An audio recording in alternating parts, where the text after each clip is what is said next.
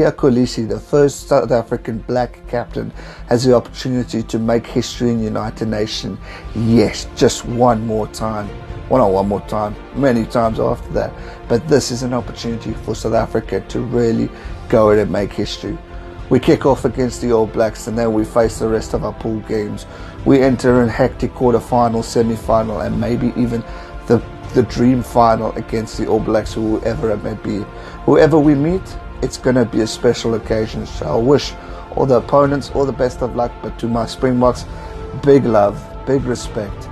You've led us all this way, and I can't wait to watch and scream for you along this World Cup. All the best. Stay safe. Make us proud. And remember one thing, never give up. Thank you. Go boys. Hi guys, Howzit? Welcome terug allemaal to my Afrikaans-speaking followers. Welcome back to another pre-game video.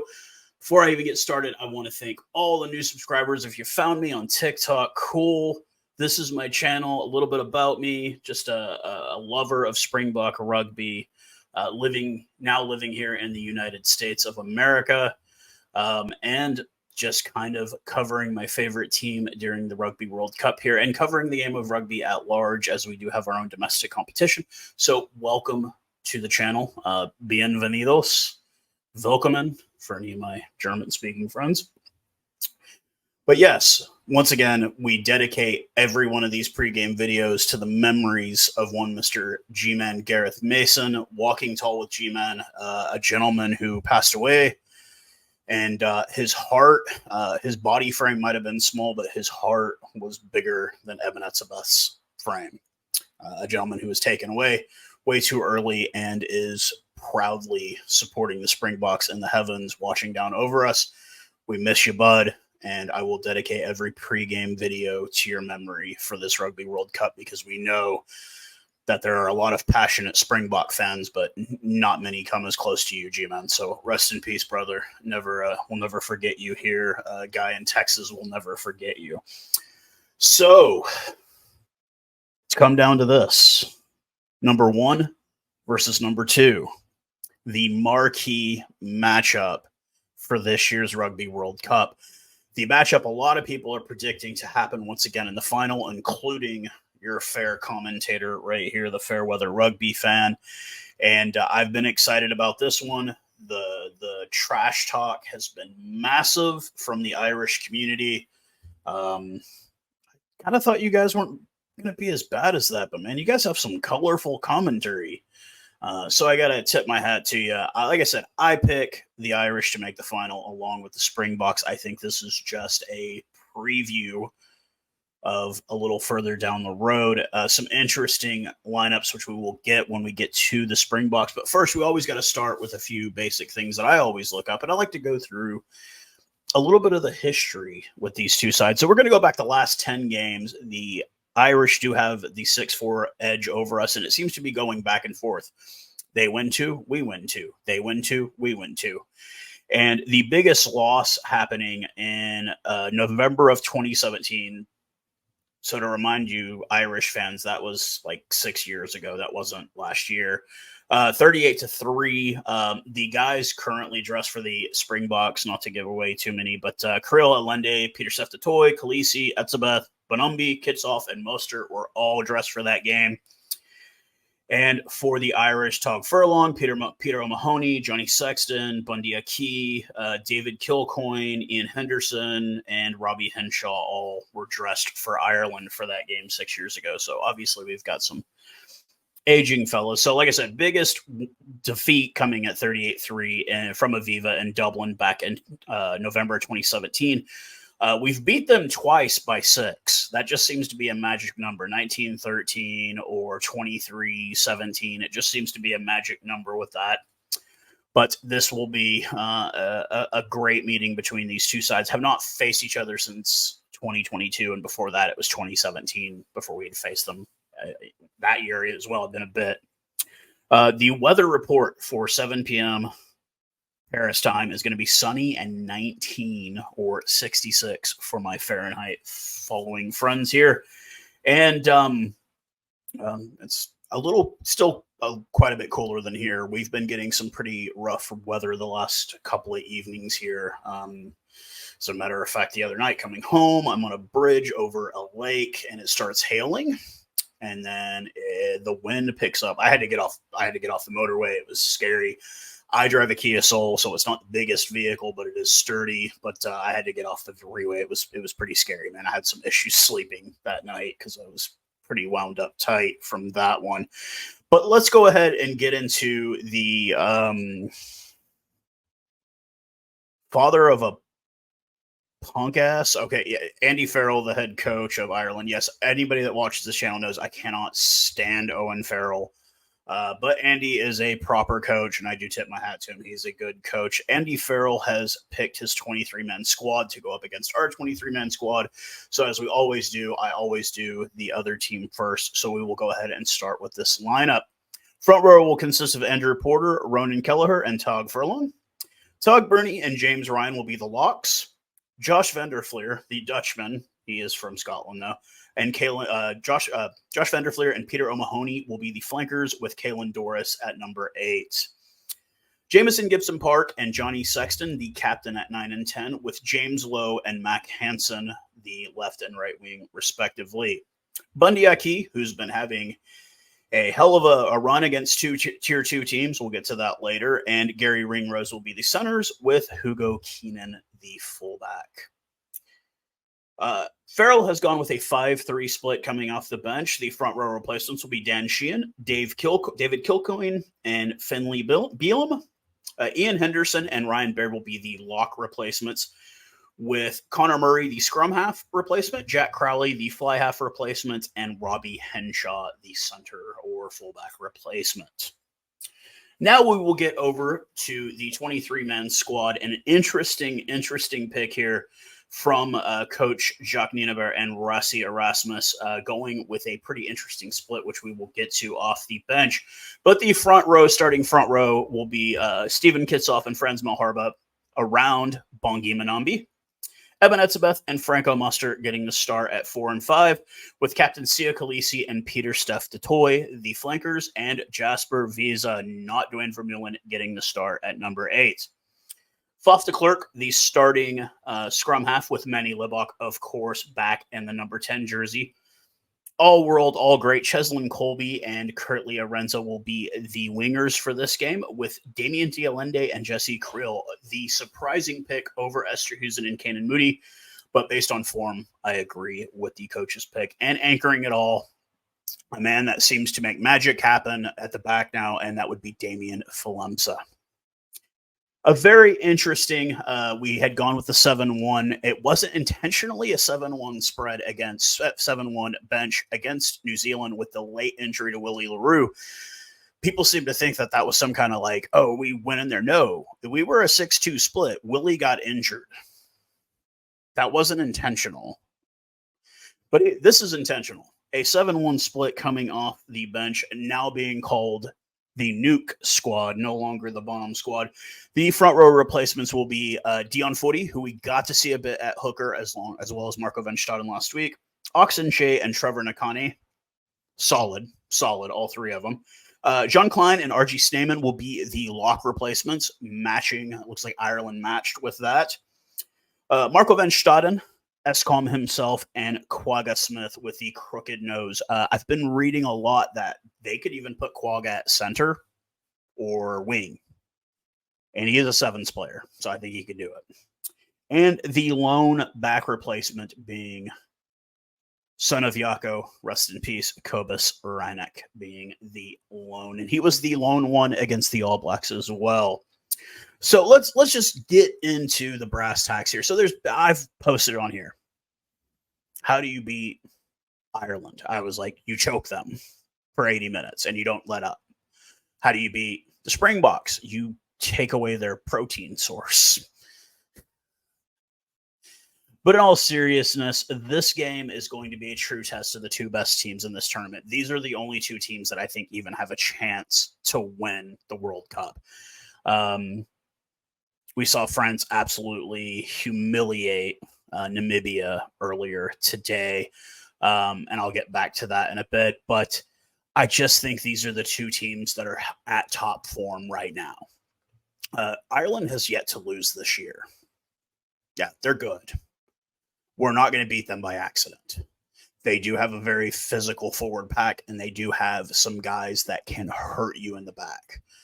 I do believe, and I can't take total credit, Bench Republic SA, he's another channel. I have a podcast with that gentleman. I will probably promote it at the end of the video. I will put the graphic up on the screen for you guys to come and subscribe. We are on iTunes, Spotify, everything. It is the Just Now podcast with me and a dude from South Africa. But he had brought this up prior to the Scottish game saying, hey, we zero in on their wing. Van der Merwe was world class. We made him disappear in that game. We zero in on the wings, and we make everything go through Finn Russell's hands. And I believe this is also the same thing we try to do here. We make everything go through Johnny Sexton. I believe Kirtley and Cheslin are better, if not, way better than Lowe and Mac Hansen. And Bundyaki can be neutralized by the likes of Creel and Allende. Now, I'm not trying to be broken audacious. I don't know. I'm not trying to be super proud, but I think that we have the physicality to beat them. Yes. I think if we get out there and we play our game, Rassi, it's always a soundbite, fuck them up physically. I think this is the roster that you can fuck them up physically. I think, though, we're going to have to go from the whistle blow. It's going to have to be intensity immediately. We're not going to be able to wait and feel out their game because they already have their game. They've been playing around with their lineup for 2 games playing Tier 2 nations. We've played a top 5. We've played a Tier 2. So playtime is over. This is when we lock down and we play serious rugby. We've given up a total of 3 points through 2 games. I would like that to say single digits, even though I know it's not going to happen against a team like Ireland, because Johnny Sexton can frickin' hurt you with his boot. He is a good kicker, even at his age. So with that being said, I kind of want to say a few things that I guess that are really kind of aggravating me a bit about this game.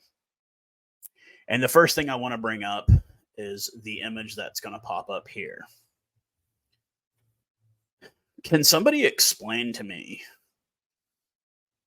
why the 2 poorest Tier 1 nations, which are South Africa and Argentina, have no foreign-born players on their roster?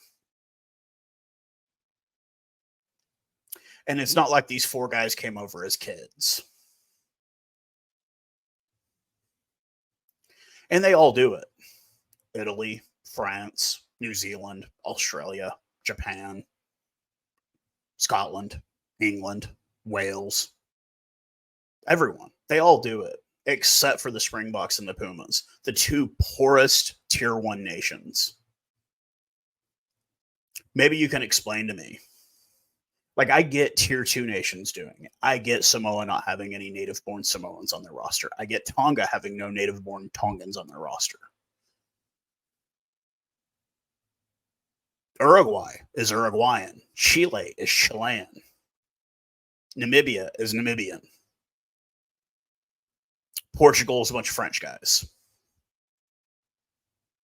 But why does a Tier 1 nation need to do this? I don't think it's okay. I don't think it's right. And it does make me not respect your team just a little bit more when I see that. It is what it is. I know people can bring up Mac Hansen. Oh, his background. That's a Wallabies jersey he's wearing there. He wasn't a kid when he moved to Ireland.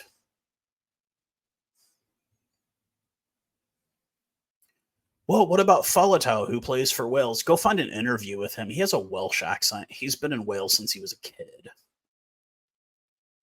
I'm okay with that. These 4, not so much. But I rest easy because 2 of them couldn't even make the All Blacks. They can make the Māori All Blacks. And 1 of them never made it out of Super. Mac Hansen had some U20 caps for Wallabies. But you're a proud rugby nation, but you've got to do that. You've got to do this. Dirty pool, mister. Dirty pool. We don't have any of those on our roster. John Klein played for you guys, and he's back in the Springboks jersey. He's South African. So there's another one. Joey Carberry, there's another one.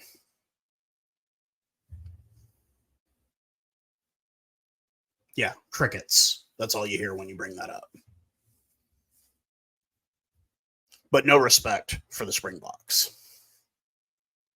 Because I guess what? Because we don't poach players from other countries, or we don't bring guys over to play rugby for us and say, oh, they're South African. But that's just my 2 cents on it. That's my personal opinion. I have picked a Springbok victory by 9 points via my Super Brew and just my personal feelings about it. I do believe that we can physically bully them into submission. If we can push everything through Sexton, make him work double time, having to kick, having to move the ball, Pieter-Steph du Toit is going to have his crosshairs on Sexton from the whistle blow. We are going to try and bully our way over Ireland. And do I think we can do it? Yeah. With the roster we have, yeah. Oh, what about Malcolm Marks? This is Dion Forty's only chance. He's not going to be, he's in his late 30s. I think that he is going to be the unsung hero of this World Cup for the Springboks. This is a man who spent 7 years in France, never thinking he was going to get the call. And now he is the backup hooker for the defending World Cup champions. So I have picked us by 9. You guys let me know what you think. I know that my opinion on that might ruffle some feathers, but it's just my opinion. It's how I feel as an outsider who's a fan. So another thing I wanted to get to before the end of this video is we all saw the thrashing of 96-0 that France put on Namibia today. And, if any of you guys watched the video, who I was having a conversation with, yes, some American rugby fans, we were bringing up how like, oh, we're better than them. We're better than them. The USA Eagles didn't qualify.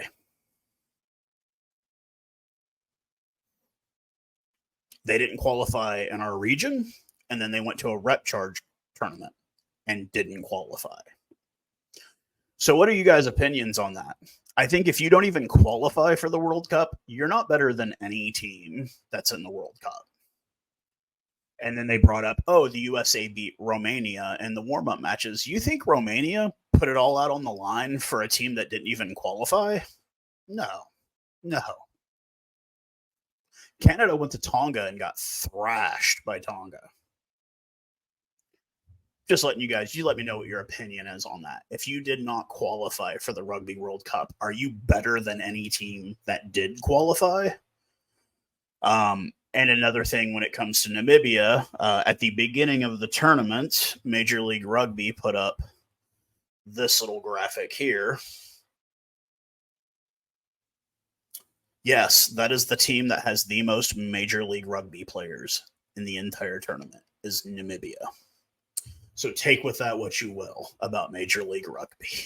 I am a president of the local team, fan club. I don't think the league is moving in the right direction, but that's just my personal opinion on that.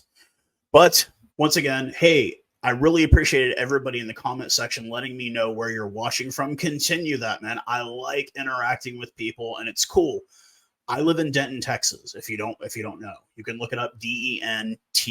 It's a college town of like 100 and something thousand people. It's north of Dallas Fort Worth.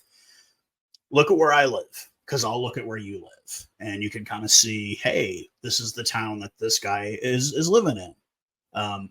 If you saw my dog on the live, my dog is Lady. My woman is Jess. She's in the opposite room right now. And I really appreciate all the support that I get overseas, whether you're South African, Kiwi, Aussie, English, Irish, Argentinian. I really appreciate it. It's really cool. I mean, I turn 41 in the next couple of days, and I think it's so awesome how the internet has bridged the gaps like between people on the other side of the planet. Is the internet kind of an evil thing sometimes? Of course it is sometimes, but like it's really cool how it's kind of been able to kind of like you guys that we never would have talked 30 years ago, and now we're sitting here doing this, we're interacting, and it's great. So I really do appreciate it. Yeah, drop me if you have a comment and then say, hey man, I'm from here, you know. And like I said, the plan is to come back in October of next year. Land in Joburg, spend some time there. Pretoria, going to head out to the KZN for the first time in Durban, going to head out to the Western Cape because, I mean, how can you go to South Africa without going to Cape Town because it's so beautiful? And just spending time and kind of showing my missus, who will at that point be my wife, showing her a country that I hold so dear to my heart and I love so very much. And I think it's a testament to the South African people when maybe not a lot of pride in your government, but definitely a lot of pride in yourselves. And that's a good thing to have. The will of South Africans is very, very resilient and is very hard to be broken. And I think that carries through to the Springboks. And that's why it's so easy to love that team, because of the resilience and the never give up attitude that is instilled in them. But until the game time, guys, I hope everyone, like I said at the end of my video, safe, happy with your family. If you've got any, you got food, you got a roof over your head, hot, you know, some water to bathe yourself, drink, whatever. Just be glad that you're alive. And, you know, there's guys out there that aren't, like Gareth Mason, that, you know, are missing some awesome rugby right now, but I know they're looking down on us and cheering louder than we are. But yeah, I'll post up the image here. Hopefully I'll put the link in the bottom. You guys should go subscribe to my podcast with my buddy Pierre Visser from East Rand, Johannesburg, Gauteng. We've just kind of started this podcast recently. We're going to keep doing it and kind of talking about different things. Not just, obviously, rugby is a big one, but I just a lot of everything, man. Just cultural differences, things that we do seem to enjoy about each other's countries and whatnot. But it's just entertaining. But until game time, guys, be safe, enjoy the rugby, and we'll talk soon. Cheers, guys.